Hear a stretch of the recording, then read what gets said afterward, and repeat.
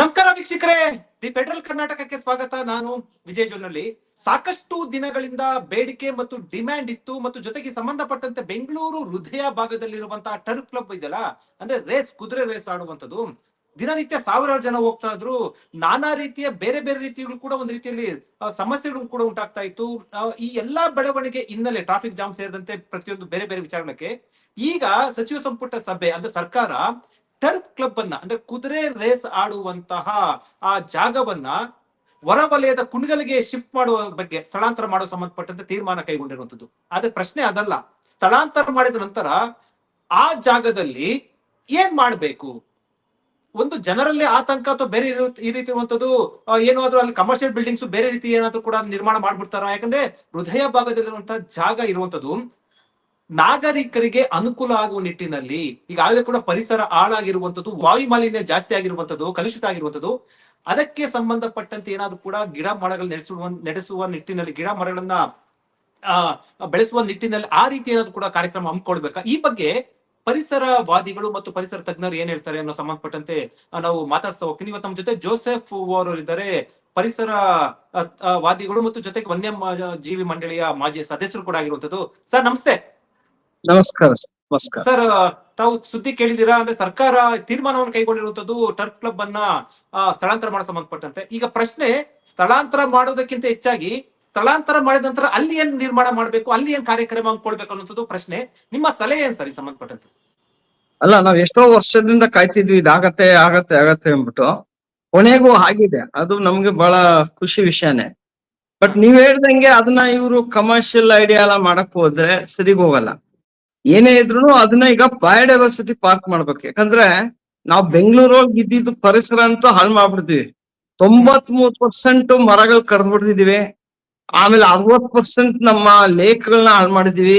ಇವಾಗ್ಲೂ ಬುದ್ಧಿ ಇಲ್ದವ್ರು, common sense ಇಲ್ದವ್ರು ಈಗ್ಲೂ ಹಾಳು ಮಾಡ್ತಾ ಕೂತಿದ್ದಾರೆ.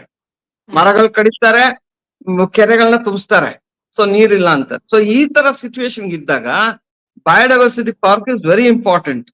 ಈ 83 ಎಕರೆ ಅದೇನ್ ಇದೆಯೋ ಅದ್ರೊಳಗೆ ಕಂಪ್ಲೀಟ್ ಆಗಿ ಬಯೋಡೈವರ್ಸಿಟಿ ಪಾರ್ಕ್, ಎಲ್ಲಾ ತರ ಸ್ಪೀಶೀಸ್, ಇಂಡಿಯಾ ಒಳಗೆ ಯಾವ ಸ್ಪೀಶೀಸ್ ಬೆಳೆಯುತ್ತೋ ಅದನ್ನೆಲ್ಲ ತಂದು ಒಂದು ಬಯೋಡೈವರ್ಸಿಟಿ ಪಾರ್ಕ್ ಮಾಡಿದ್ರೆ ಬಹಳ ಒಳ್ಳೇದು ಅನ್ಬಿಟ್ಟು ನಮಗೆ. ಎಸ್, ಒಂದು ಎಂಡಿಮಿಕ್ ಸ್ಪೀಶೀಸ್ ಬೇಕು, ನಮ್ಮ ಇದನ್ನೇನು ಇರ್ಬೇಕು. ಬಟ್ ಒಬ್ರು ನಾನು ಇವರು ಬೊಟಾನಿಕಲ್ ಇದ್ರೊಳಗೆ ಇದ್ದವ್ರು, ಬಹಳ ತಜ್ಞವ್ರು, ಅವ್ರಿಗೆ ನಾನು ಮಾತಾಡಿದಾಗ ಅವ್ರು ಹೇಳ್ತಿದ್ರು, ಈ ನಮ್ಮ ಈ ಕಾಶ್ಮೀರ್ ಒಳಗೆ ಏನ್ ಬೆಳೆಯುತ್ತೋ ಮತ್ತೆ ಕನ್ಯಾಕುಮಾರಿ ಏನ್ ಬೆಳೆಯುತ್ತೋ ಆ ಗಿಡಗಳೆಲ್ಲ ನಾವು ಬೆಂಗಳೂರಿಗೆ ಬೆಳಿಬಹುದು, ಆ ತರ ಇದೆ ವಾತಾವರಣ ಅಂದ್ಬಿಟ್ಟು. ಸೊ ಇದು ಒಂದು ಆಪರ್ಚುನಿಟಿ ಗವರ್ಮೆಂಟ್ಗೆ.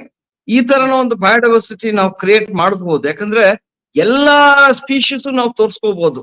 ನಿಮ್ಗೆಲ್ಲ ಎಲ್ರಿಗೂ ಗೊತ್ತು ನಮ್ ಕಬ್ಬನ್ ಪಾರ್ಕ್ ಹೇಗೆ ಅಂದ್ಬಿಟ್ಟು, ಅದ್ರೊಳಗೆ ಎಂತೆಂತ ಗಿಡಗಳು ಹಾಕಿ ಬಯೋಡೈವರ್ಸಿಟಿ ಚೆನ್ನಾಗಿಟ್ಟಿದ್ರು. ಕಬ್ಬನ್ ಪಾರ್ಕ್ ಅಲ್ಲ, ಲಾಲ್ಬಾಗ್. ಕಬ್ಬನ್ ಪಾರ್ಕ್ ಅಂತೂ ಬಿಡಿ, ಮೋರ್ ಆಫ್ ಶೋ ಆಗ್ಬಿಟ್ಟಿದೆ. ಅದು ಮೋರ್ ಗ್ರಾಸ್ ಲ್ಯಾಂಡ್ ಅಂಡ್ ಶೋಕಿ ತರ ಏನು ಜನ ಚೆನ್ನಾಗಿ ಕಣಕ್ ಕಾಣ್ಬೇಕು ಅಂದ್ಬಿಟ್ಟು. ಅದರಿಂದ ಬಯೋಡೈವರ್ಸಿಟಿ ಏನು ಬರ್ತಿದೆ ಅದು ನಾವು ನೋಡ್ತಿಲ್ಲ. But yes, Lalbagh yes, because ಅಂದ್ರೆ ಅಲ್ಲಿ ಕುರುಂಬಿಗಳು ಅವ್ರು ಮಾಡಿದ್ದು ಅದನ್ನ ಸಸ್ಟೈನ್ ಮಾಡ್ಕೊಂಡ್ ಬಂದಿದ್ದಾರೆ. ಸೊ ನಾವ್ ಕೇಳ್ಕೊತಿರೋ ಸರ್ಕಾರಕ್ಕೆ, ನೀವ್ ಏನು ದಯವಿಟ್ಟು ಯೋಚಿಸ್ಬೇಡಿ, ಒಂದು ಬಯೋಡೈವರ್ಸಿಟಿ ಪಾರ್ಕ್ ಮಾಡಿ. ಯಾಕಂದ್ರೆ ಲಂಗ್ ಸ್ಪೇಸ್ ಬೇಕು ಬೆಂಗಳೂರಿಗೆ. ಇರೋದು ಒಂದು ಕಬ್ಬನ್ ಪಾರ್ಕ್, ಒಂದು ಲಾಲ್ಬಾಗು, ಮತ್ತೆ ನಮ್ಮ ಇದು ಯಲಂಕ ಆಗಿರೋ ಒಂದು ಕಾಡನ್ನ ಈಗ ಅದನ್ನ ಪಾಲ್ ಮಾಡಿ ಅರ್ಧ ಬಯೋಡೈವರ್ಸಿಟಿ ಪಾರ್ಕ್ ಮಾಡ್ತಿದ್ದಾರೆ.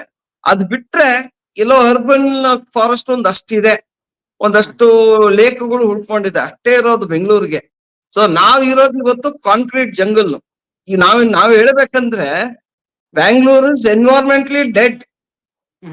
ನಮಗ್ ನೀವು ನೋಡಿ, ಕೆರೆಗಳು ಹೋಯ್ತು, ಮರಗಳು 93% ಮರಗಳು ಕಡ್ದಾಕ್ಬಿಟ್ಟಿದ್ದಾರೆ, ಆಯ್ತಾ? ಸೊ ನಿಮ್ ಪೊಲ್ಯೂಷನ್ ಲೆವೆಲ್ಸ್ ನೋಡಿ, ಎಲ್ರೂ ಪರದಾಡ್ತಿದ್ವಿ. Pollution levels are going higher and higher. So ಈಗಾದ್ರೂ ಇವರು ಕಾಂಪ್ರಮೈಸ್ ಮಾಡಿದವ್ರೆ, ತಗೊಂಡಿರೋ ಜಾಗನ ಒಳ್ಳೇದೆ, ಆ ರೇಸ್ ಕೋರ್ಸ್ ಬೇರೆ ಕಡೆ ತಗೊಂಡು ಹೋಗ್ಲಿ, ಅವ್ರ ಏನಾದ್ರು ಕಮರ್ಷಿಯಲ್ ಮಾಡ್ಕೊಳ್ಳಿ. ನಮ್ಗೆ ಇಲ್ಲಿ ಮಾತ್ರ ಬಯೋಡೈವರ್ಸಿಟಿ ಪಾರ್ಕ್ 100% ಬೇಕು. So there is no compromise. ಅದನ್ನ ಸರ್ಕಾರಕ್ಕೆ ನಾವು ಬೇಡ್ಕೋತೀವಿ, ದಯವಿಟ್ಟು ಜನ ಪರವಾಗಿ ಸ್ವಲ್ಪ ಯೋಚಿಸಿ ಅಂದ್ಬಿಟ್ಟು ನಾವು ಕೇಳ್ಕೊತೀವಿ. ಸರ್, ಈಗ ಆ ಜಾಗ ಸಾಕಷ್ಟು ದಿನಗಳಿಂದ ಕೂಡ ಅದು ಹೋರಾಟ ಆಗ್ತಾ ಇತ್ತು, ಮತ್ತೆ ಬೇರೆ ಬೇರೆ ರೀತಿಯಲ್ಲಿ ಕೂಡ ಅದರಲ್ಲಿ ಪ್ರತಿಭಟನೆಗಳು ಕೂಡ ಆಗಿದ್ವು, ಬೇರೆ ಬೇರೆ ರೀತಿಯ ಚರ್ಚೆಗಳು ಕೂಡ ಶುರುವಾಗಿತ್ತು. ಈಗ ಅಂತಿಮವಾಗಿ ಸರ್ಕಾರ ತೀರ್ಮಾನ ಕೈಗೊಂಡಿರುವಂತದ್ದು. ಒಂದು ವೇಳೆ ಅಲ್ಲಿ ಬೇರೆ ಬೇರೆ ಜಾಗ ಅಂದ್ರೆ ಈಗ ಒಂದು ಬರ್ತಾ ಇತ್ತು, ಕೆಲವರು ವಾದ ಇತ್ತು, ಏನು ಕಟ್ಟಡ ನಿರ್ಮಾಣ ಮಾಡಬೇಕು ಅಥವಾ ಅಲ್ಲಿ ಸಂಬಂಧಪಟ್ಟಂತೆ ಕಮರ್ಷಿಯಲ್ ಬಿಲ್ಡಿಂಗ್ಸ್ ಈ ರೀತಿ ಎಲ್ಲ ಕೂಡ ಚರ್ಚೆ ಇತ್ತು. ಆ ರೀತಿ ಮಾಡಿದ್ರೆ ಬಹಳ ತೊಂದರೆ ಆಗುತ್ತಲ್ಲ ಸರ್, ಯಾಕಂದ್ರೆ ಇಲ್ಲಾಂದ್ರೆ ಶಿಫ್ಟ್ ಮಾಡಕ್ಕಿಂತ ಅದೇ ರೀತಿ ಇರೋದು ಒಳ್ಳೇದಾಗುತ್ತೆ. ಹೌದು, ಆತರ ಮಾಡಕ್ ಹೋದ್ರೆ ನೀವು ಕಾಮರ್ಸ್ ಮಾಡಕ್ ಹೋದ್ರೆ ಇದೇ ಬಿಟ್ಬಿಡಿ, ಇದಾದ್ರೆ ಗಾಳಿ ಬರುತ್ತೆ, ಗ್ರಾಸ್ ಸ್ವಲ್ಪ ಬೆಳೆದಿದೆ ಅಲ್ಲಿ, ಸೊ ಹಂಗೆ ಬಿಟ್ರು ಓಪನ್ ಸ್ಪೇಸ್ ಚೆನ್ನಾಗಿರುತ್ತೆ. ಬಟ್ ಇವರು ಜ್ಞಾಪಕ ಇಟ್ಕೋಬೇಕು, ನಮ್ದು ಬೆಂಗಳೂರು ಒಂದ್ ಟೈಮು ಗಾರ್ಡನ್ ಸಿಟಿ ಅಂತಿದ್ವಿ, ಎಲ್ರಿಗೂ ಜ್ಞಾಪಕ ಇದೆ. ಇವತ್ತು ಗಾರ್ಬೇಜ್ ಸಿಟಿ ಆಗಿದೆ. ಹೌದು. ಆಮೇಲೆ ಕಾಂಕ್ರೀಟ್, ಬೇರೆ ಕಾಂಕ್ರೀಟ್, ಮರ ಇರೋ ಕಡೆ ಎಲ್ಲ ಕಾಂಕ್ರೀಟೇ ಕಾಣ್ತಿದೆ ಈಗ. ಸೊ ಈಗಾದ್ರೂ ಇದು ಉಳಿದಿರೋ ಸ್ಪೇಸ್ 83 ಎಕರೆ ಏನಿದೆ, ಅದ್ರೊಳಗೆ ಅಟ್ಲೀಸ್ಟ್ 65 ಏಕರ್ಸ್ ಆದ್ರೂ ನೀವು ಬಯೋಡೈವರ್ಸಿಟಿ ಪಾರ್ಕ್ ಮಾಡಿ, ಮಿಕ್ಕಿದ ಅದ್ ನೀವ್ ಏನ್ ಬೇಕಾದ್ರೂ ಮಾಡ್ಕೊಳ್ಳಿ ಬಿಡ್ಬೋದು. ಯಾಕಂದ್ರೆ ಅವ್ರು ಡೆಫಿನೆಟ್ ಆಗಿ ಮಾಡ್ತಾರೆ, ನಾವು ನೀವು ಎಲ್ಲ ಓಡಾಡ್ಬೋದು, ಬಟ್ ಅವ್ರದ್ದು ಅಜೆಂಡಾ ಇದ್ದೇ ಇರುತ್ತೆ, ಏನಾದ್ರು ಒಂದ್ ಕಡೆ ಏನೋ ಮಾಡ್ತಾರೆ ಡೆಫಿನೆಟ್ ಆಗಿ. ಒಂದಷ್ಟು ಪರ್ಸೆಂಟೇಜ್ ಬಿಟ್ಬಿಟ್ಟು ಅಟ್ಲೀಸ್ಟ್ 65 ಏಕರ್ಸ್ ಟು 70 ಏಕರ್ಸ್ ಆದ್ರೂ ನಮ್ಗೆ ಬಯೋಡೈವರ್ಸಿಟಿ ಪಾರ್ಕ್ ಮಾಡಿ ನಾವು ಬೇಡ್ಕೋಬಹುದು, ಕೇಳ್ಕೋಬಹುದು. ಸರ್, ನೀವು ಲಂಗ್ ಸ್ಪೇಸ್ ಬರಬೇಕು ಅಂತ ಹೇಳಿದ್ರಿ, ಮತ್ತೆ ಈಗ ಕಂಪ್ಲೀಟ್ ಆಗಿ ಪೊಲ್ಯೂಷನ್ ನೋಡೋದಾದ್ರೆ ನಿಮ್ಗೆ ಡೆಡ್ಲಿ ಪೊಲ್ಯೂಷನ್ ಇರುವಂತದ್ದು ನಿಮ್ ಬೇರೆ ಬೇರೆ ಸಿಟಿಗೆ ಹೋಲಿಕೆ ಮಾಡುವಂತ ಪರಿಸ್ಥಿತಿಗೆ ಬಂದಿರುವಂತದ್ದು, ಪೊಲ್ಯೂಷನ್ ಸಂಬಂಧಪಟ್ಟಂತೆ, ಹಾಳಾಗ್ತಾ ಇರುವಂತ ಸಂಬಂಧಪಟ್ಟಂತೆ. ಸೊ ಇದನ್ನ ಸ್ವಲ್ಪ ವಿವರಿಸೋದಾದ್ರೆ ಈ ಪರಿಸ್ಥಿತಿ ಯಾವ ರೀತಿ ಹೋಗುತ್ತೆ ಸರ್ ಇದೇ ರೀತಿ ಮುಂದುವರೆದ್ರೆ ಆರೋಗ್ಯ ದೃಷ್ಟಿಯಿಂದ? ಹಿಂಗೆ ಹೋದ್ರೆ ನಾವ್ ಹೇಳ್ಬೇಕಂದ್ರೆ ಡೆಲ್ಲಿ ಏನಾಗಿದೆಯಲ್ಲ, ಹ್ಮ್ ಡೆಲ್ಲಿ ಏನಾಗಿದೆ ಅಷ್ಟು ಮಟ್ಟಕ್ಕೆ ಹೋಗಲ್ಲ, ಬಟ್ ಅದಕ್ಕೆ ನಾವು ಕಂಪೀಟ್ ಮಾಡ್ತೀವಿ, ಬಹಳ ವೇಗವಾಗಿ ಓಡ್ತಾ ಇದೀವಿ. ಅದ್ರ ಜೊತೆಗೆ ಪೊಲ್ಯೂಷನ್ Okay. ಲೆವೆಲ್ ಬರ್ಬೇಕು, ಆತರ ಅಂದ್ಬಿಟ್ಟು ನಾವು ಓಡ್ತಾ ಇದ್ದೀವಿ.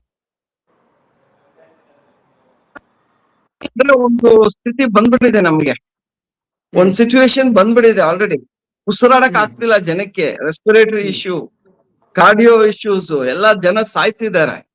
ಪೊಲ್ಯೂಷನ್ ಲೆವೆಲ್ಸ್ ಅಂತೂ ನೀವು ಪಾರ್ಟಿಕಲ್ ಮ್ಯಾಟರ್ ಅಂತಾರೆ, PM2.5 ಅಂತಾರೆ, ಪಾರ್ಟಿಕ್ಯುಲೇಟ್ ಮ್ಯಾಟರ್, ಅದು ಬೆಳೀತಾ ಹೋಗ್ತಾ ಇದೆ. Beyond that will be dangerous. ಒಂದ್ ಟೈಮ್ ಅಲ್ಲಿ ಏನಾಗೋದಂದ್ರೆ, ನಾನು ನಮ್ಮ ಕ್ರಿಕೆಟ್ ಟೀಮ್ ಜೊತೆ ಓಡಾಡ್ತಿದ್ದೆ ಕ್ರಿಕೆಟ್ ರೈಟಿಂಗ್ಗೆ, ಅವಾಗ ಎಲ್ಲಿಗೆ ಹೋಗಿದ್ ಕೂಡ್ಲೆ ಹೊಟ್ಟೆನೆ ಥ್ರೋಟ್ ಇನ್ಫೆಕ್ಷನ್ ಆಗೋದು, ಅಷ್ಟು ಪೊಲ್ಯೂಷನ್ ಲೆವೆಲ್. ನಾನ್ ಹೇಳ್ತಾ ಇರೋದು ಇದು 20 ವರ್ಷದ ಹಿಂದೆ. ಹೌದು. ಇವತ್ತು ಎಷ್ಟು ಮಟ್ಟಕ್ಕೆ ಆಗಿದೆ ಡೆಲ್ಲಿ ಅನ್ಕೋಬಹುದು. ಕ್ಯಾಲ್ಕಟಾನು ಅಷ್ಟೇ, ಸ್ಮಾಗ್. ಬಾಂಬೆ ಅಂತೂ ಬಿಡಿ. ಸೊ ನಾವು ಓದ್ತಾ ಇದೀವಿ Delhi, we want to be faster then you, we want achieve that goal ಅಂದ್ಬಿಟ್ಟು ಬೇರೆ ಕಾನ್ಕ್ರಿಟೈಸ್ ಮಾಡ್ಕೊಂಡು ಹೋದ್ರೆ it is gonna be very difficult. ಯಾಕಂದ್ರೆ ಕ್ಲೈಮೇಟ್ ಚೇಂಜ್ ಆಗಿ ನಾವೆಲ್ಲ ಪರದಾಡ್ತಿದೀವಿ. ಈಗ ಆಲ್ರೆಡಿ ಎಲ್ ನೀನೋ ಎಫೆಕ್ಟ್ ಬಹಳ ಗಂಭೀರವಾಗಿರುತ್ತೆ, ಪ್ರಾಬ್ಲಮ್ ಆಗುತ್ತೆ ಅಂತ ಹೇಳ್ತಿದ್ದಾರೆ. So we will have to wait and watch ಏನು ಸಮ್ಮರ್ ಹೆಂಗಿರುತ್ತೆ ಅಂದ್ಬಿಟ್ಟು. ಆ ಜಾಗ ಅಂದ್ರೆ ಆ ತರದ ಜಾಗ ತುಂಬಾ ಸ್ಪೇಷಿಯಸ್ ಜಾಗ, ಅಷ್ಟು ಎಕರೆ ಇರುವಂತ ಜಾಗ ಆ ಸುತ್ತಮುತ್ತ ಕೂಡ ಎಲ್ಲೂ ಇಲ್ಲ. ಇದೊಂದು ರೀತಿಯಲ್ಲಿ ಒಂಥರ ಗಾಡ್ ಗಿಫ್ಟ್ ಅನ್ಬೋದು ಈಗ ಈ ಸಮಯದಲ್ಲಿ ಸಿಕ್ಕಿರುವಂತದ್ದು. ಸೊ ಈಗ ಗಿಡ ಮರಗಳನ್ನು ನೆಲೆಸುವಂತದ್ದು, ಪಾರ್ಕ್ ನಿರ್ಮಾಣ ಮಾಡುವಂತದ್ದು, ಆ ಜವಾಬ್ದಾರಿ ಸರ್ಕಾರದ ಮೇಲೆ ಮತ್ತು ಅಧಿಕಾರಿಗಳ ಮೇಲೆ ಜಾಸ್ತಿ ಇರುತ್ತಲ್ವ ಸರ್ ಈಗ? ಹೌದು, ಸರ್ಕಾರ ಒಂದು ತೀರ್ಮಾನ ಮಾಡಿದ್ಮೇಲೆ ಈಗ ಬ್ಯೂರೋಕ್ರಾಟ್ಸ್ ಅಂದ್ರೆ ನಮ್ಮ IAS ಅವರು ಪಾರ್ಟಿಸಿಪೇಟ್ ಮಾಡ್ಬೇಕು, ನಮ್ಮ ಫಾರೆಸ್ಟ್ ಅವರು ಅದಕ್ಕೆ ಒಂದು ಬಲ ಕೊಟ್ಟು ಏನ್ ಮಾಡ್ಬೇಕಲ್ಲಿ. ಬಟ್ ಮೋರ್ ಇಂಪಾರ್ಟೆಂಟ್ ಏನಂದ್ರೆ ಎಕ್ಸ್ಪರ್ಟ್ ಕಮಿಟಿ ಬೇಕು. ಸುಮ್ನೆ ಫಾರೆಸ್ಟ್ ಆಫೀಸರ್ ಇದ್ದಾರೆ, IAS ಆಫೀಸರ್ ಅಂತಿಲ್ಲ, ಅವ್ರನ್ನ ಕೂರ್ಸೋದಲ್ಲ.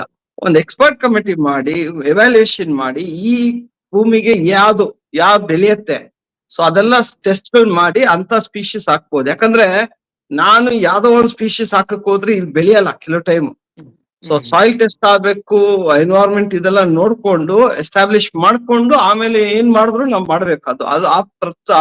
ಆ ಪ್ಲಾನ್ ಹೇಗಿರ್ಬೇಕಂದ್ರೆ ಇದು ನೆಕ್ಸ್ಟ್ 10 yearsಗೆ it should be at one level. ಯಾಕಂದ್ರೆ ಮರ ಹಾಕಿದ ಕೂಡ್ಲೆ ಬೆಳೆಯಲ್ಲ, ಸ್ಯಾಪ್ಲಿಂಗ್ ಹಾಕಿದ ಕೂಡ್ಲೆ 20 years ಆದ್ರೆ ಒಂದು ಇದು ಬಂತು. ಸೊ ಇವ್ರು ತರ್ಬೇಕಾದ್ರೆ ಪ್ಲಾಂಟ್ಸ್ ಎಲ್ಲ ಒಂದು ದೊಡ್ಡ ಪ್ಲಾಂಟ್ಸೇ ತರ್ಬೇಕು, ಅಟ್ಲೀಸ್ಟ್ 8 ಅಡಿ 10 ಅಡಿ ಪ್ಲಾಂಟ್ಸ್ ತಂದು ಮಾಡ್ಬೇಕು. ಬಟ್ ಅದನ್ನ ಏನಂದ್ರೆ ಈಗ್ಲೇ ಅವರು ಶುರು ಮಾಡ್ಕೋಬೇಕು, ಯಾಕಂದ್ರೆ ಈ ಪ್ಲಾಂಟ್ಸ್ ಬೆಳೆಯೋದು ಬಹಳ ಚಾಲೆಂಜಿಂಗ್. ಸೊ ಈಗಲೇ ಅವ್ರು ಸ್ಟಾಕ್ ರೆಡಿ ಮಾಡ್ಕೊಂಡು ಇಲ್ಲಿಂದ ಏನೇನು ವ್ಯವಸ್ಥೆ ಮಾಡ್ಬೇಕು, ಹೇಗೆ ಮಣ್ಣು ಇದು, ಯಾಕಂದ್ರೆ ಸ್ಯಾಂಡ್ ಬೇಸ್ಡ್ ಟ್ರ್ಯಾಕ್ ಇದೆ, ಒಂದ್ ಕಡೆ ಗ್ರಾಸ್ ಇದೆ, ಒಂದ್ ಕಡೆ ಸ್ಯಾಂಡ್ ಇದೆ. ಸೊ ಅದೆಲ್ಲ ಹೇಗೆ ಇದು ಮಾಡಿ ತಿರ್ಗಾ ಆ ಪರಿಸರನ ಆ ಲ್ಯಾಂಡ್ ನ ಹೇಗೆ ಉಪಯೋಗಿಸ್ಕೋಬಹುದು ಬೆಸ್ಟ್ ಅಂದ್ಬಿಟ್ಟು ನೋಡ್ಬೇಕಾಗುತ್ತೆ. ಯಾಕಂದ್ರೆ ನಮ್ಗೆಲ್ಲಂದ್ರೂ ಕೂಡ ನಮ್ಮ ಮಕ್ಕಳಿಗೆ, ನಮ್ಮ ಮುಂದಿನ ಪೀಳಿಗೆ ಫ್ಯೂಚರ್ಗಾದ್ರೂ ಕೂಡ ಅಲ್ಲಿ ಒಂದು ಲಂಗ್ ಸ್ಪೇಸ್ ದೃಷ್ಟಿಲಿ ಇಟ್ಕೊಂಡು ನಿರ್ಮಾಣ ಮಾಡ್ಬೇಕಲ್ವ ಸರ್? ಲಂಗ್ ಸ್ಪೇಸ್ ಬೇಕೇ ಬೇಕು ಸರ್, ಅದು ಕಾಂಪ್ರಮೈಸ್ ಮಾಡಂಗೆ ಇಲ್ಲ.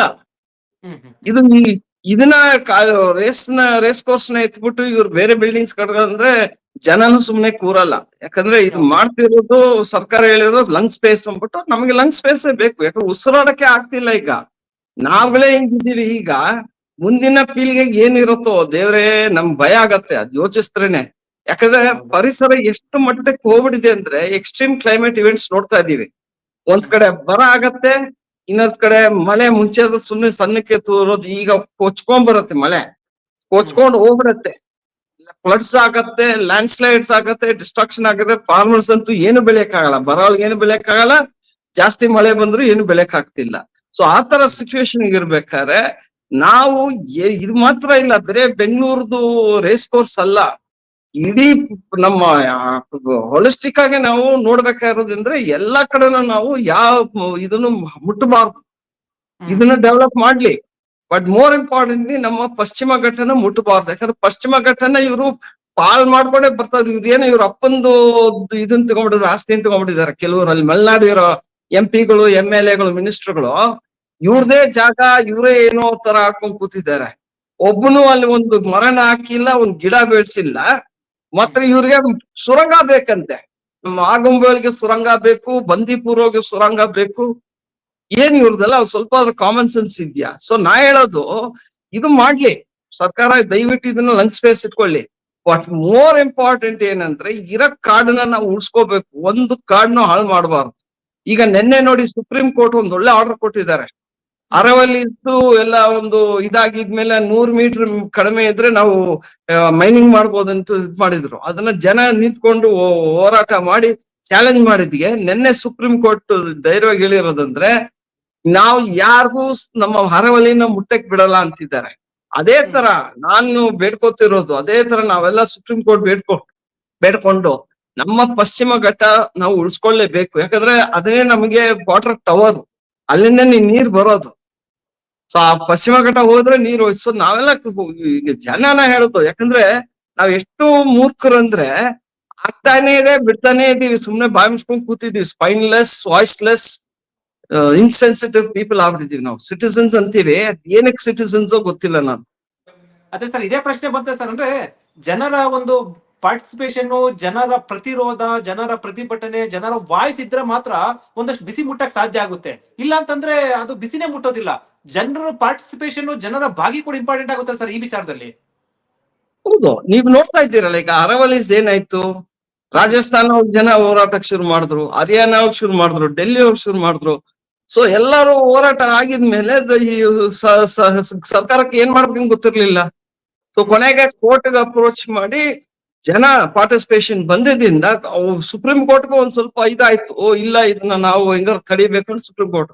ನಾವ್ ಹೇಳೋದು, ಅಂಟಿಲ್ ಪೀಪಲ್ ಸ್ಪೀಕ್, ಅಂಟಿಲ್ ಜನ ಮಾತಾಡೋದು, ಸ್ವಲ್ಪ ಬರೆಯೋದು ಇದ್ರೇನೆ ಸರ್ಕಾರಗಳು ನಮ್ಮ ಕಾಡನ್ನ ಉಳ್ಸಕ್ ಆಗತ್ತೆ, ಇಲ್ದರ ಕಷ್ಟ ಆಗತ್ತೆ. ಸೊ ನಾನ್ ಕೇಳ್ಕೊತಿರೋದು ಯಾವಾಗ್ಲೂ, ನಮ್ ಟೈಮ್ ಎಲ್ಲ ನಾವ್ ಎಂಜಾಯ್ ಮಾಡ್ಬಿಟ್ಟಿದೀವಿ. ಮುಂದಿನ ಪೀಳಿಗೆಗೆ ಏನಾದ್ರು ಇಡ್ಬೇಕಂದ್ರೆ ಇವತ್ತಿನ ಜೆನ್ಸಿ ಎದೊಳ್ಬೇಕು, ಇವತ್ತಿನ ಜೆನ್ಸಿ ಮಾತಾಡ್ಬೇಕು. ಅವ್ರು ಇದೇ ತರ ಕೂತ್ಕೊಂಡು ಪಬ್ಜಿ, ಬಾರು ಗೀರು ಕೂತ್ಕೊಂಡು ಬೇರೆ ಡ್ರಾಮಾ ಆಡ್ಕೊಂಡು ಕೂತ್ಕೊಂಡ್ರೆ ಇವ್ರು ಓದಿರೋದು waste of time. Academics is zero. ಯಾಕಂದ್ರೆ ಪರಿಸರ ಇಲ್ಲ ಅಂದ್ರೆ ನಿಂಗೆ ಅಕಾಡೆಮಿಕ್ಸ್ ಇಲ್ಲ, ಸ್ಪೋರ್ಟ್ಸ್ ಇಲ್ಲ, ಏನೂ ಇಲ್ಲ, ಉಸಿರಾಡಕ್ ಗಾಳಿ ಇಲ್ಲ, ಜೀವನನೇ ಇಲ್ಲ ಸರ್, ಭವಿಷ್ಯ ನಿಲ್ದರ ಆಗ್ಬಿಡುತ್ತೆ. ಹೌದು, ಲೈಫ್ಲೆಸ್. ಸೊ ಈಗಾದ್ರೂ ಹೇಳೋದು ಜನಕ್ಕೆ, ದಯವಿಟ್ಟು ಎದೋಳಿ. ನಾವೇನ್ ಬಂದ್ಬಿಟ್ಟು ಹೋರಾಟ ಅಂದ್ರೆ ಕಲ್ಲು ಹೊಡಿಯೋದಂತಿಲ್ಲ, ದಯವಿಟ್ಟು ಮಾತಾಡಿ, ಇಲ್ಲ ಸೈಲೆಂಟ್ ಪ್ರೊಟೆಸ್ಟ್ ಮಾಡಿ ಬಂದು ದಯವಿಟ್ಟು ನಮ್ಮ ಪರಿಸರನ ಇಷ್ಟ ಹಾನಿ ಆಗಿದೆ, ಇಷ್ಟೆಲ್ಲ ಮಟ್ಟಕ್ಕೆ ನಾವು ಹಾಳು ಮಾಡಿಬಿಟ್ಬಿಡ್ತೀವಿ, ಈಗಾದ್ರೂ ಬಿಟ್ಬಿಡಿ. ಯಾಕಂದ್ರೆ ನಾನು ಹೇಳ್ಬೇಕಂದ್ರೆ ಈಗ ನಮ್ಮ ದೇಶದೊಳಗೆ 33% ವನ್ಯಜೀವಿ ಇರ್ಬೇಕು. ವನ್ಯಜೀವಿ ಅಂತೀನಿ, ಫಾರೆಸ್ಟ್ ಇರ್ಬೇಕು, ಫಾರೆಸ್ಟ್ ಲ್ಯಾಂಡ್ಸ್ಕೇಪ್ 33% ಇರ್ಬೇಕು. ನಮ್ದು ಕೇವಲ 19% ಇದೆ. ಆ 19% ಹಾಳು ಮಾಡ್ಕೊಂಡ್ ಕೂತಿದೀವಿ ನಾವು. ಈಗ ಏನಿರತ್ತೆ ನಮ್ಗೆ? ಈಗ ನಾವ್ ಕರ್ನಾಟಕಕ್ಕೆ ಬಂದ್ರೆ ನೀವು 20% ಫಾರೆಸ್ಟ್ ಇದೆ, ಆ 20% ಒಳಗೆ 4% ವನ್ಯಜೀವಿಗಿದೆ. ಅದನ್ನು ಹಾಳು ಮಾಡ್ಕೊಂಡ್ ಕೂತಿದೀವಿ. ಆಮೇಲೆ ಜನ ಬಾಯಿ ಮುಚ್ಕೊಂಡ್ ಕೂತವ್ರೆ, ಹೆಂಗಾರ ಹೋಗ್ಲಿ ನಮ್ಮ ಮನೆಗೆ ನೀರ್ ಬರ್ತಿದೆ ಅಂದ್ಬಿಟ್ಟು. ನಾ ಇವತ್ತೇ ಹೇಳ್ತೀನಿ, ನಮ್ಮ ಒಬ್ರು ಚಿನ್ನಪ್ಪ ಅಂದ್ಬಿಟ್ಟು ಆರೋಪ ಹೋಯ್ರು, ಕೊಡಗೋರು, ಬಹಳ ಸ್ಟ್ರಾಂಗ್ ವ್ಯಕ್ತಿ ಅವ್ರು. ಅವ್ರು ನಮ್ಗೆಲ್ಲ ನಾವೆಲ್ಲ ಟ್ರೈನಿಂಗ್ ಇದ್ದಾಗ ಅವ್ರ ಕಲಿಬೇಕಾರೆ ಹೇಳೋರು, ಯಾವತ್ತು ವಿಧಾನಸೌಧದೊಳಗೆ ಕೊಳಾಯಿ ತೆಗಿತಾರಲ್ಲ, ನೀರ್ ಬರಲ್ವಲ್ಲ, ಅವತ್ತು ಅವ್ರಿಗೆ ಗೊತ್ತಾಗತ್ತೆ ಕಾಡ್ ಬಗ್ಗೆ ಏನು, ಕಾಡ್ ಅಂದ್ರೆ ಏನು ಬಿಟ್ಟು ಜನಕ್ಕೆ ಗೊತ್ತಾಗತ್ತೆ ಬಿಟ್ಟು ಅದು ಬರುತ್ತೆ. ಈಗ ಡೆಫಿನೆಟ್ ಆಗಿ ನಮ್ ಪಶ್ಚಿಮ ಘಟ್ಟ ಹೋಯ್ತಂದ್ರೆ ಮಠಾನೆ, ನೀರು ಬರಲ್ಲ, ನೀವೇನು ಮಾಡಕ್ ಆಗಲ್ಲ, ಮಳೆ ಇರಲ್ಲ, ಮಳೆ ಇಲ್ಲ ಅಂದ್ರೆ ನಿಮ್ಗೆ ನೀರೆಲ್ಲಿ ಬರುತ್ತೆ, ಕಾಡಿಂದನೇ ಮಳೆ ಬರೋದು, ಹಿಂಡತ್ತೆ, ಹಿಂಡು ನೀರನ್ನ ಬಿಟ್ಟು ಬಿಟ್ಟು ಬಿಟ್ಟು ಸ್ಟ್ರೀಮ್ ಬಂದು ಸ್ಟ್ರೀಮ್ ಇಂದ ರಿವರ್ ಬಂದು ನಮ್ ಡ್ಯಾಮ್ಸ್ ಬರುತ್ತೆ. ಸೊ ಡ್ಯಾಮ್ ನೀರ್ ಇಲ್ಲ ಅಂದ್ರೆ ಲಾಭ ಲಾಭ ಲಾಭ ನೋಡ್ಕೋಬೇಕಷ್ಟೇ. ಬಂದ್ಬಿಟ್ಟಿದೆ ಸಿಚುವೇಶನ್. ಈ ವರ್ಷ ಏನೋ ನನಗ್ ಬಂದಿರೋ ಏನಂದ್ರೆ ಮಾಹಿತಿ ಸೈಂಟಿಫಿಕ್ ಇವರಿಂದ, ಸೈಂಟಿಸ್ಟ್ ಇಂದ, ಈ ವರ್ಷ ನಮ್ಮ ಇದು ಸಮ್ಮರ್ ಸ್ವಲ್ಪ ಬ್ಯಾಡ್ ಆಗಿ ಇರ್ಬೋದು ಅಂತಿದ್ದಾರೆ. ಎಷ್ಟು ಮಟ್ಟಕ್ಕೆ ಗೊತ್ತಿಲ್ಲ, ಬಟ್ ನೋಡೋಣ. ಸೊ ಎಕ್ಸ್ಪೀರಿಯನ್ಸ್ ನೋಡ್ತಿದ್ರೆ ಎಲ್ರು ಅವ್ರು ಹೇಳೋ ಪ್ರಕಾರ ಈ ಸಮ್ಮರ್ ಬ್ಯಾಡ್ ಆಗಿರುತ್ತೆ, ನೀರ್ಗೂ ಕೊರತೆ ಇರುತ್ತೆ.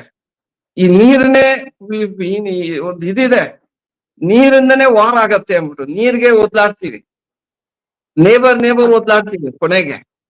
ಅದು ಅದು ಪ್ರಕೃತಿದೆಲ್ಲ ನಮ್ಮ ಸ್ವಯಂಕೃತ ಅಪರಾಧ ಅದು.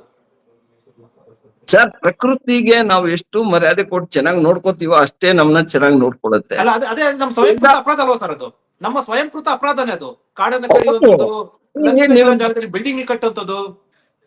ಅಲ್ಲ, ನಮ್ ಕಾನ್ಸ್ಟಿಟ್ಯೂಷನ್ ಒಳಗೆ ಏನ್ ಹೇಳುತ್ತೆ, ನಮ್ ಜನಕ್ಕೆ ಕಾನ್ಸ್ಟಿಟ್ಯೂಷನ್ 51 AG ಹೇಳೋದು, ನಮ್ಗೆ ಡ್ಯೂಟಿ ಬೌಂಡು ನಮ್ಮ ಪರಿಸರನ ಉಳ್ಸಕ್ಕೆ, ಕಾಡು, ನದಿ, ಕೆರೆಗಳು ಎಲ್ಲಾ ತರನ ನಮ್ಮ ಜವಾಬ್ದಾರಿ ಇದು. ಆಸ್ ಎವ್ರಿ ಸಿಟಿಸನ್ಗೆ ಅದು ಒಂದು ಹಕ್ಕಿದೆ, ಕೇಳ್ಬೇಕು, ಮಾಡ್ಬೇಕು, ಜವಾಬ್ದಾರಿ ಇದೆ. ಬೇರೆ ರೈಟ್ಸ್ ಅಲ್ಲ, ಡ್ಯೂಟಿನೂ ಇದೆ. ಸೊ ಅದನ್ನ ಜನ ಮರ್ತ್ಬಿಟ್ಟಿದ್ದಾರೆ. ಬೇರೆ ಇವ್ರು ನನ್ ಮನೆ ಆಯ್ತು, ನಾನ್ ಚೆನ್ನಾಗಿದ್ದೀನಿ ಅಂದ್ಬಿಟ್ಟು ಕೊನೆಗೆ ಅವ್ರ ಮನೆಗೆ ಬರುತ್ತೆ. ನೀರ್ ಖಾಲಿ ಆಗಿದ್ಮೇಲೆ ಅವ್ರವರೇ ಒಡ್ಲಾಡ್ಬೇಕು, ಎಲ್ಲ ಒಣಗೋಗ್ಬಿಡ್ತೀವಿ. ಸರ್, ನೀವು ಓವರ್ ಆಲ್ 35% ಇರ್ಬೇಕು ನಮ್ಮ ಫಾರೆಸ್ಟ್ ಸಂಬಂಧಪಟ್ಟಂತ ಅರಣ್ಯ ನಮ್ಮ ಬದುಕಿನ ಉದ್ದೇಶಕ್ಕೋಸ್ಕರ 35% ಇರ್ಬೇಕು ಅಂತ ಹೇಳಿದ್ರೆ, ಈಗ ಟೋಟಲ್ ಆಗಿ ಇರೋದು 19% ಅಷ್ಟೇ ಅಲ್ವಾ ಸರ್ ನಮ್ಮ ಕರ್ನಾಟಕದಲ್ಲಿ? ಸರ್, ನ್ಯಾಷನಲ್ ಪಾಲಿಸಿ ಪ್ರಕಾರ 33% ಇರ್ಬೇಕು. ನ್ಯಾಷನಲ್ ಫಾರೆಸ್ಟ್ ಪಾಲಿಸಿ ಪ್ರಕಾರ 33% ಇರ್ಬೇಕು. ಈ ಕರ್ನಾಟಕದಲ್ಲಿ ಇರೋದು 20%. ಆ 20% ಒಳಗೆ 4% ಮಾತ್ರ ವನ್ಯಜೀವಿ ಕೊಟ್ಟಿದ್ದಾರೆ. ನಮ್ಮ ಮುಖ್ಯಮಂತ್ರಿ ಸಿದ್ದರಾಮಯ್ಯ ಅವರು ಯಾವತ್ತು ಮೀಟಿಂಗ್ಸ್ ಏನಾದ್ರು ಫಂಕ್ಷನ್ ಬಂದಾಗ ನಾವ್ ಹೆಂಗಾರ ಮಾಡಿ 30% ಆದ್ರೂ ಮಾಡ್ಬೇಕಂತಾರೆ. ಬಟ್ ಅವರೇ ಕಾಡರಿಯಕ್ಕೆ ಬಿಡ್ತಾರೆ. ಸೊ ಏನ್ ಮಾಡ್ತೀರಾ, ಮೈನಿಂಗ್ ಬಿಡ್ತಾರೆ, ಎಲ್ಲಾ ತರ ಬೇರೆ ಬೇರೆ ವ್ಯವಸ್ಥೆಗೆ ಬಿಡ್ತಿದ್ದಾರೆ. ಈ ಬೆಂಗಳೂರಿಗೆ ಸಂಬಂಧಪಟ್ಟ ಹೋಲಿಸೋದ್ರೆ ಎಷ್ಟು ಪರ್ಸೆಂಟೇಜ್ ಸರ್ ನಿಮಗೆ ಬಂದ ಮಾಹಿತಿ ಪ್ರಕಾರ? ಬೆಂಗಳೂರು, ಸಾರಿ ಹೇಳಿ, ಬೆಂಗಳೂರಲ್ಲಿ ಈ ಹಸಿರು ಪ್ರದೇಶ ಎಷ್ಟು ಪರ್ಸೆಂಟೇಜ್ ಇದೆ ಅಂತ ಅನ್ಸುತ್ತೆ ಸರ್? ಕೇವಲ ನಮ್ಮ ಹತ್ರ ಇರೋದು ಏನ್ ಗೊತ್ತಾ, 1% ಇರೋದು ಜಾಸ್ತಿ. ಈ ಬೆಂಗಳೂರು ಬೆಳ್ಕೊಂಡು ಹೋಗಿರೋದು ನೋಡಿದ್ರೆ ನಿಮ್ಗೆ ಎಲ್ಲೆಲ್ಲಿ ಕಾಡಿದೆ ನೋಡಿ. ಜರಕಾಬಂಡಿ ಒಂದ್ ಸ್ವಲ್ಪ, ಜಕ್ಕೂರ್ ಹತ್ರ ಇದೆ, ಕಾಡುಗೋಡಿನಲ್ಲಿ ಹತ್ರ ಇದೆ. ಅದ್ ಬಿಟ್ರೆ ನಮ್ಮ ಕೆಂಗೇರಿ ಹತ್ರ ಸೂಲ್ಕೆರೆ ಅಂತಿದೆ. ಈ ಕಡೆ ಬಂದ್ರೆ ರಾಜರಾಜೇಶ್ವರಿ ಮೈಸೂರು ರೋಡ್, ಕೆಂಗೇರಿ ಪಕ್ಕ ತುರಳಿ ಬರುತ್ತೆ. ಸೊ ನೀವ್ ನೋಡ್ಕೊಂಡು ಹೋದ್ರೆ ಏನಿದೆ ನಮ್ ಫಾರೆಸ್ಟ್ ಲ್ಯಾಂಡ್, ಅರ್ಬನ್ ಫಾರೆಸ್ಟ್ ಅಂತೂ ಇಲ್ವೇ ಇಲ್ಲ. So there is negligible. ನಮ್ ಬೆಂಗಳೂರು ಹೆಂಗ್ ಬೆಳೆದಿದೆ ಅಂದ್ರೆ ನಾವ್ ಅದೇ ತರ ಕಾಡನ್ನು ಬೆಳೆಸ್ಬೇಕಾಯ್ತು. ಕಾಡನ್ನ ಕಡ್ದ್ಬಿಟ್ಟು ಬೆಂಗಳೂರು ಬೆಳೆಸಿದೀವಿ, ಅಗ್ಲ ಹೋಗಿದೀವಿ. ಕಾಡಂತೂ ಸಣ್ಣದಾಗ್ತದೆ. ಇದೊಂದು ಅಲಾರಾಮ್ ಬೆಲ್ ಅಲ್ವಾ ಸರ್? ಈಗ ಎಚ್ಚರಿಕೆ ಗಂಟೆ. ಈಗ ಎಚ್ಚರಿಕೆ ಸರ್. ಈಗ ಏನ್ ಗೊತ್ತಾ, ಸರ್ಕಾರಕ್ಕೆ ಏನಾದ್ರು ಮಾಡಿಸ್ಬೇಕಂದ್ರೆ ಜನ ಸೇರ್ಬೇಕು, ಜನ ಮಾತಾಡ್ಬೇಕು, ಜನ ಬಂದು ಡಿಪಾರ್ಟ್ಮೆಂಟ್ ಬರೀಬೇಕು, CM ಗೆ ಬರೀಬೇಕು, ಮತ್ತೆ ಫಾರೆಸ್ಟ್ ಮಿನಿಸ್ಟರ್ ಬರೀಬೇಕು, ಎಲ್ಲಾ ಡಿಪಾರ್ಟ್ಮೆಂಟ್ಸ್ ಬರ್ದು ಇದು ನಿಮ್ಮ ಜವಾಬ್ದಾರಿ ಕಾಡನ್ನ ಉಳ್ಸಕ್ಕೆ, ಮತ್ತೆ ಪರಿಸರ ಉಳ್ಸಕ್ಕೆ, ಕೆರೆನ ಉಳ್ಸೋದು, ಮತ್ತೆ ಮರಗಳು ಉಳ್ಸೋದು ನಾವೆಲ್ಲ ಕೇಳ್ಬೇಕಾಗಿದೆ. ಬಟ್ ಏನಾಗ್ಬಿಟ್ಟಿದೆ ಅಂದ್ರೆ, ಇವತ್ತು ನಾನು ಹೇಳ್ತಾ ಇದ್ದಾಗೆ ನೀವ್ ಬೆಲ್ಲಂದೂರ್ ಕಡೆ ಹೋದ್ರೆ ಅಗ್ರಾರ ಕೆರೆ, ಮತ್ತೆ ನಮ್ಮ ಕೊರಮಗಳ ಕಡೆ ಹೋದ್ರೆ ಆ ಕೆರೆಗಳೆಲ್ಲ ಇವರು ಜಗಸಂದ್ರ ಕೆರೆಯನ್ನೆಲ್ಲ ತುಂಬ್ಕೊಂಡ್ ಬರ್ತಿದ್ದಾರೆ. ರೋಡ್ ಅಗಲ ಮಾಡ್ತವ್ರೆ, ಓಡಾಡ್ಬೇಕಂತೆ. ರೀ ಸ್ವಾಮಿ, ನೀರ್ ಕುಡಿಯಕ್ ಇಲ್ಲ ಅಂದ್ರೆ ಕೆರೆ ಬೇಕ್ರಿ, ಕೆರೆಯಿಂದನೇ ನಮಗೆ ವಾಟರ್ ಟೇಬಲ್ ಬರೋದು. ಆದ್ರೂನು ಅದನ್ನ ನೀವು ಹೋಗ್ಬಿಟ್ಟು ಮಾಡ್ತಿದ್ದೀರಾ ಅಂದ್ರೆ, ಕಾಮನ್ ಸೆನ್ಸ್ ಇಟ್ಬಿಟ್ಟು ಮಾಡ್ತಿದ್ದೀರಾ ಅಂದ್ರೆ ನೀವು ದೊಡ್ಡ ಮೂರ್ಖರು ಅಂತ ಹೇಳ್ಬೇಕು. ಫೂಲಿಶ್ನೆಸ್. ಗೊತ್ತಿದೆ ಹಿಂಗಿದೆ ಸಿನಾರೋ ಅಂದಾಗ ನಾವ್ ಎಲ್ಲಾ ತರನು ಪ್ರಯತ್ನ ಮಾಡ್ಬಿಟ್ಟು ನಮ್ಮ ಲೇಖಗಳನ್ನ ಉಳ್ಸ್ಕೋಬೇಕು, ಮರಗಳನ್ನ ಉಳ್ಸ್ಕೋಬೇಕು. ಅದು ಬಿಟ್ಬಿಟ್ಟು ಇರೋದನ್ನ ಪಾಲ್ ಮಾಡ್ಕೊಂಡು ಇವ್ರಿಗೇನ್ ಎಲ್ಲಾ GDP ಅಂತಾರೆ, ಎಕನಾಮಿಕ್ GDP. ಇವ್ರಿಗೆ ಎಕಲಾಜಿಕಲ್ GDP ವ್ಯಾಲ್ಯೂನೇ ಇಲ್ಲ. ನಿಮ್ಗೆ ಎಕಲಾಜಿಕಲ್ ಇಂಬ್ಯಾಲೆನ್ಸ್ ಆದ್ರೆ ಹೆಂಗ್ ಬೆಂಗಳೂರಾಗ ಆಗಿದೆ ಈಗ ಇಂಬ್ಯಾಲೆನ್ಸ್ ಎಲ್ಲ ಈಗ ಪರದಾಡ್ತಿದೀವಿ, ಉಸಿರಾಡಕ್ ಆಗ್ತಿಲ್ಲ, ಕುಡಿಯಕ್ಕೆ ಒಳ್ಳೆ ನೀರಿಲ್ಲ. ಸೊ ಆ ತರ ಸಿಚುವೇಶನ್ ಬಂದಿದೆ ಇವತ್ತು. ನಾನ್ ಹೇಳೋದು, ನಾವು ಎಲ್ಲರೂ ರೆಸ್ಪಾನ್ಸಿಬಲ್. ನಾನು, ನೀವು, ನಿಮ್ ಮನೆ ಪಕ್ಕವರು, ನಿಮ್ ಫ್ರೆಂಡ್ಸ್, ನಿಮ್ ರಿಲೇಟಿವ್ಸ್, ಸ್ಟೂಡೆಂಟ್ಸ್ ಎಲ್ಲ ಸೇರಿದ್ರೇನೆ ನಾವು ನಮ್ಮ ಇರೋದನ್ನಾದ್ರೂ ಉಳ್ಸ್ಕೋಬೇಕು. ಈಗ ಇರೋದೇ ಕೇವಲ ಒಂದಿಷ್ಟು, ಅದನ್ನು ನಾವು ಉಳ್ಸ್ಕೊಳ್ದವ್ರೆ ಮುಂದಿನ ಪೀಳಿಗೆಗೆ 52 ಡಿಗ್ರಿಗೆ ಉಳ್ಕೊಳ್ಳಿ, ಸಾಯಿರಿ ಅನ್ಬಿಟ್ಟು ಬಿಟ್ಟು ಹೋಗ್ಬೇಕಾದ್ರೆ ಅಷ್ಟೇ. ಸರ್, ಈಗ ಅಂತಿಮವಾಗಿ ಟರ್ಫ್ ಕ್ಲಬ್ ಸಂಬಂಧಪಟ್ಟಂತೆ ಸರ್ಕಾರಕ್ಕೆ ಮತ್ತು ಅಡ್ಮಿನಿಸ್ಟ್ರೇಟಿವ್ ಆಡಳಿತ ವ್ಯವಸ್ಥೆಗೆ ನೀವ್ ಏನ್ ಹೇಳಕ್ ಬಯಸ್ತೀರಿ ಸರ್ ಈ ವಿಚಾರಕ್ಕೆ ಸಂಬಂಧಪಟ್ಟಂತೆ? ಅಲ್ಲ, ನಾನು ಬೇಡ್ಕೊತೀನಿ, ನಾವು ಅವ್ರಿಗೆ ಕೇಳೋದಷ್ಟೇ, ದಯವಿಟ್ಟು ಪರಿಸರನ ಉಳಿಸಿ. ಇಲ್ಲಿ ನಮ್ಮ ಬ್ಯಾಂಗ್ಳೂರ್ ಟರ್ಫ್ ಕ್ಲಬ್ ನ ನೀವು ಒಂದು ಬಯೋಡೈವರ್ಸಿಟಿ ಪಾರ್ಕ್ ಮಾಡಿ ಇರೋ ಕಾಡ್ನೆಲ್ಲ ಉಳಿಸ್ಕೊಳ್ಳಿ ದಯವಿಟ್ಟು. ಯಾಕಂದ್ರೆ ನಾವು ಈಗ ಯಾವ ಸ್ಥಿತಿಗೆ ಬಂದ್ಬಿಟ್ಟಿದೆ ಅಂದ್ರೆ ಉಸಿರಾಡಕ್ ಆಗ್ತಿಲ್ಲ, ರೆಸ್ಪಿರೇಟರಿ ಇಶ್ಯೂಸ್ ಇದೆ, ಆಮೇಲೆ ಕಾರ್ಡಿಯೋ ಇದಕ್ಕೆ ಅಫೆಕ್ಟ್ ಆಗಿ ಜನ ಸಾಯ್ತಿದ್ದಾರೆ. ಸೊ ಈಗಾದ್ರೂ ಜವಾಬ್ದಾರಿ ತಗೋಬೇಕು. ನಾವ್ ಈ ಸರ್ಕಾರ ಆ ಸರ್ಕಾರ ಅಂತಲ್ಲ, ಎವ್ರಿ ಪೊಲಿಟಿಷಿಯನ್ ಒಂದು ರೆಸ್ಪಾನ್ಸಿಬಿಲಿಟಿ ತಗೋಬೇಕು. ಇಲ್ಲ ನಾವೆಲ್ಲ ಮಾತಾಡ್ಬೇಕು, ಜನ ಪರವಾಗಿ ಮಾತಾಡಿ ನಾವ್ ಏನಾದ್ರು ಪರಿಸರ ಉಳಿಸ್ಬೇಕು ಅಂತ ಎಲ್ಲರೂ ಮಾತಾಡ್ಬೇಕು. ಬೇರೆ ಈ ಪಾರ್ಟಿ ಆ ಪಾರ್ಟಿ ಅಲ್ಲ, ಆ ಕಮಿಟ್ಮೆಂಟ್ ಬೇಕು, ಅದು ತೋರಿಸ್ತಿಲ್ಲ. ನಾವ್ ಇದೇ ನೋಡಿ, ಕೆಲವರು ಅಸೆಂಬ್ಲಿಗೆ ಬಂದ್ಬಿಟ್ಟು ಕಾಡನ್ನ ಹಾಳು ಮಾಡಕ್ಕೆ ಎದುರಾಡ್ತಾರೆ. ಯಾರು ಬಂದ್ಬಿಟ್ಟು ಕಾಡು ಉಳಿಸ್ಬೇಕಂತ ಯಾರು ಮಾತಾಡಿಲ್ಲ. ಇಷ್ಟಕ್ಕ ನೀವು ಅಸೆಂಬ್ಲಿ ತಗೊಳ್ಳಿ, ನಮ್ಮ ಪಾರ್ಲಿಮೆಂಟ್ ತಗೊಳ್ಳಿ, ಎಷ್ಟ್ ಜನ ಮಾತಾಡಿದ್ದಾರೆ ಕಾಡನ್ನ ಉಳಿಸ್ಬೇಕು ಅಂದ್ಬಿಟ್ಟು. ನಾವ್ ಈ ಪ್ರೆಸೆಂಟ್ ಜನರೇಷನ್ ಪೊಲಿಟಿಷಿಯನ್ಸ್ಗೆ ನಾವು ಬೇಡ್ಕೋತೀವಿ, ದಯವಿಟ್ಟು ಇರೋದನ್ನ ಬಿಡಿ, ಇರೋದೇ ಇಷ್ಟು, ಅದನ್ನು ಪಾಲ್ ಮಾಡ್ಬೇಡಿ. ನೀವು ಮಾತಾಡಿ, ಜನಕ್ಕೆಲ್ಲ ಇದು ಕೊಟ್ಟು ನೀವು ಸೇರ್ಕೊಂಡು ಹೋರಾಡಿದ್ರೆ ಕಾಡನ್ನ ಉಳಿಸ್ಬೋದು. ಕಾಡು ಉಳಿಸಿದ್ರೆ ನಾವೆಲ್ಲ ಉಳಿತೀವಿ. ಕೊನೆಗೆ ನೀರಿಲ್ಲ ಅಂದ್ರೆ ಯಾರು ಇಲ್ಲ ಅಂತ ತಿಳ್ಕೊಳ್ಳಿ ಅಂತ ನಾನು ಬೇಡ್ಕೊತೀನಿ. ತುಂಬಾ ಧನ್ಯವಾದ ಸರ್ ಮಾತಾಡೋದಕ್ಕೆ, Joseph Hoover sir. Thank you. ವೀಕ್ಷಕರೇ, ಇದು ಜೋಸೆಫ್ ಹೂವರ್ ಸರ್ ಅವರ ಒಂದು ಮಾತಾಗಿತ್ತು. ಅವ್ರು ಬಹಳ ಸ್ಪಷ್ಟವಾಗಿ ಹೇಳಿದ್ರೆ, ಏನು ಬೆಂಗಳೂರು ಟರ್ಫ್ ಕ್ಲಬ್ ಸಂಬಂಧಪಟ್ಟಂತೆ ಸ್ಥಳಾಂತರ ಆಗ್ತಾ ಇದೆಯಲ್ಲ, ಅದು ಇರುವಂತ ಖಾಲಿ ಜಾಗ ಇದೆಯಲ್ಲ, ಅದು ಒಂದ್ ರೀತಿಯಲ್ಲಿ ಗಾಡ್ ಗಿಫ್ಟ್ ಇರುವಂತ ಜಾಗ. ಯಾಕಂದ್ರೆ ಬೆಂಗಳೂರಿಗೆ ಬೇಕಾದಷ್ಟು ಇರುವಂತ ಹಸಿರು ಪ್ರದೇಶ ಬೆಂಗಳೂರಲ್ಲಿ, ಇವನ್ ರಾಜ್ಯದಲ್ಲಿ ಕೂಡ ಎಲ್ಲೂ ಇಲ್ಲ. ಆದ್ರೆ ಬೆಂಗಳೂರಲ್ಲಿ ಕೂಡ ತುಂಬಾ ಕಡಿಮೆ ಇರುವಂತದ್ದು ಹಸಿರು ಪ್ರದೇಶ. ಈ ಜಾಗದಲ್ಲಿ, ಟರ್ಫ್ ಕ್ಲಬ್ ನ ಜಾಗದಲ್ಲಿ, ಏನ್ ರೇಸ್ ಕೋರ್ಸ್ ಅಂತ ಹೇಳ್ತಾ ಅಥವಾ ರೇಸ್ ಏನು ಓಡಿಸ್ತಾರೆ, ಆ ಜಾಗದಲ್ಲಿ ನೀವು ಮರಗಿಡಗಳನ್ನ ಬೆಳೆಸಬೇಕು. ಸೊ ಈ ಸಂಬಂಧಪಟ್ಟಂತೆ ಒಂದು ತಜ್ಞರ ಸಮಿತಿ ರಚನೆ ಮಾಡಿ ಅದಕ್ಕೆ ಸಂಬಂಧಪಟ್ಟಂತೆ ಒಂದು ಪ್ಲಾನಿಂಗ್ ಮಾಡಿ ಇರ್ಬೇಕು. ಯಾವುದೇ ಕಾರಣಕ್ಕೂ ಬಿಲ್ಡಿಂಗ್ಗಳು ಅಥವಾ ಕಟ್ಟಡ ಕಟ್ಟಬಾರ್ದು ಅಂತ ಸಲಹೆಯನ್ನ ಕೊಟ್ಟಿರುವಂತದ್ದು. ಜೊತೆಗೆ ಒಂದು ಬಹಳ ಪ್ರಮುಖ ಒಂದು ಮಾತನ್ನು ಹೇಳಿರುವಂತದ್ದು, ಸಾರ್ವಜನಿಕರು ಇದರಲ್ಲಿ ಭಾಗಿಯಾಗಬೇಕು ಅಂತ ಹೇಳಿರುವಂತದ್ದು.